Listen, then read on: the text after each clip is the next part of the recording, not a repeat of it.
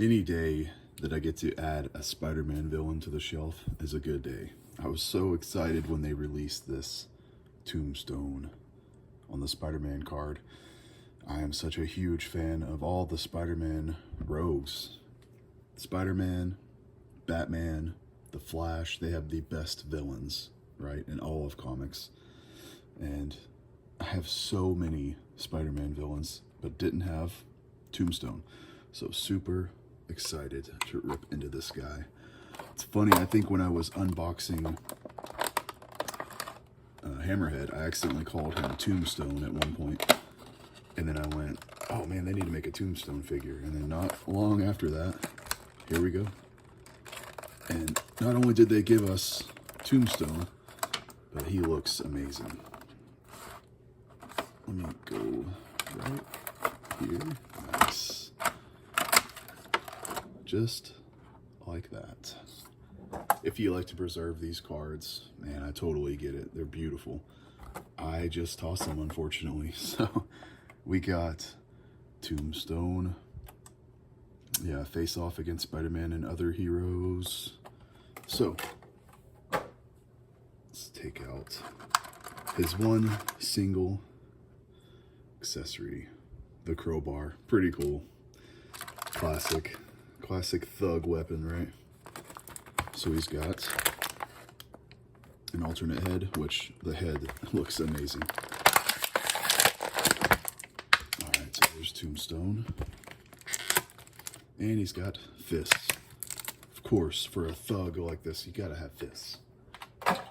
So as you see, this is my just right off the opening reaction. So always be careful when you open these guys up right out of the package, because they can be pretty stiff.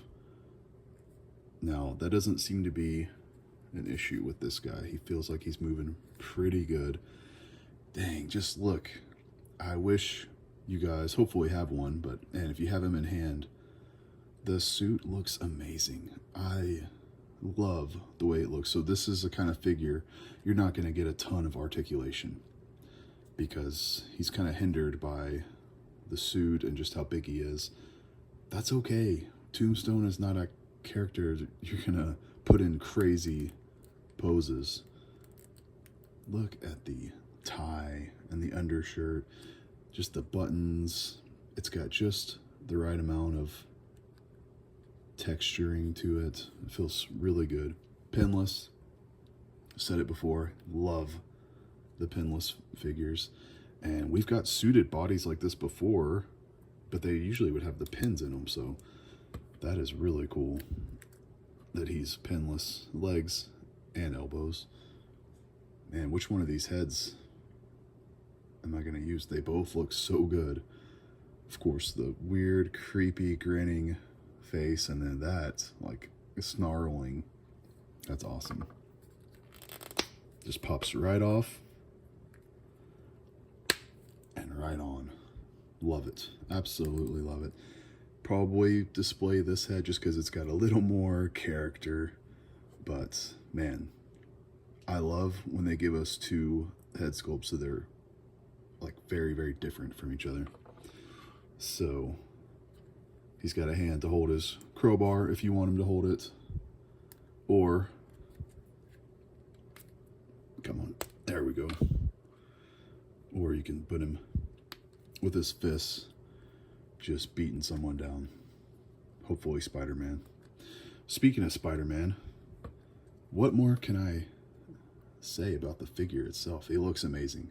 I'm going to grab a few figures off the shelf and we'll do a little comparison and see how he stands up next to these guys. Alright, grabbed a couple guys off the shelf. So of course we've got Hammerhead. This is the one I was talking about. He is a really, really nice figure. He's got the pins in the arm, so it's a little strange, you know. Tombstone comes with no pins. So I ended up giving Tombstone a gun. I think this gun is from the Jigsaw figure for Marvel Legends. I just thought that suited him maybe a little more than the crowbar. I like that it comes with a crowbar. Just seems like he comes with a trigger finger, and I thought, oh, he should have a gun in his hand. And that's just the first one I found. Thought it suited him all right. But speaking of accessories, first of all, I love that this guy's got the brass knuckles. That is such a cool touch. And I gave him a gas can like he's you know, about to do some mob business, burn something down. I think that gas can comes from a Fortnite figure. And then of course we've got the man, Joe Fixit. So pinless as well, but obviously completely different. Single jointed, and man, I love this Build-A-Figure. So cool. They have the new Joe Fixits. I skipped on them just because I already have this one. I'm fine with the one I have, but the new one is really, really nice, really cool. So you kind of have to pick your battle, right? I can't get every single figure, but I thought these guys complemented each other well. Let me grab a few more figures and we'll do a little comparison and bust out the Spider-Man. So this is pretty much my favorite Spider-Man figure in my collection. I've got maybe like 10 Spider-Man figures, so there's a lot to choose from, but I just love this figure. I think the size, the articulation, the paint, everything is just awesome in this figure. I love it. Pinless, he's even got the toe articulation. No hole in the back. Man, he just looks awesome. This is my favorite one. This is like my Spider-Man. And I thought this would be interesting where you can see the sort of the other side of it when they have pins. And it just looks bad, you know, like that looks pretty bad. That looks bad, but look at this side. This side's really bad. So not only does he have the stupid pins in there, but the paint is all jacked up. Maybe because of the way it's put together, I don't know. Looks pretty bad. I really like this Electro figure. I mean, what more can you ask for? That's pretty much what Electro looks like in the old comics, right? You can't ask for much. He does have really cool accessories with the power effect on his fingers. But just goes to show you that, you know, the pins definitely stand out. So yeah, I mean, I could pull figures off the shelf all day. I've got Dr. Octopus, I've got Kraven, Venom. I mean, I'm looking behind me here and there's so many figures. I could grab the Vulture, the Rhino, but you guys get the point. Collecting Spider-Man villains is one of my favorite things to collect, so always excited when they give us new ones.